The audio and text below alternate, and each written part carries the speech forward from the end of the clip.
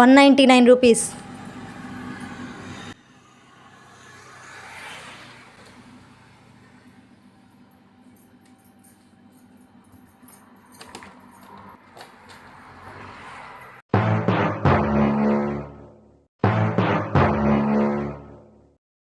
₹10 bottle ఒకటి అమ్మా.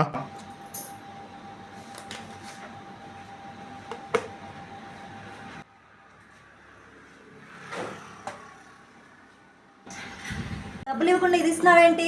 రూపాయి ఇవ్వకుండా చాక్లెట్ ఎందుకు ఇచ్చామ్మా?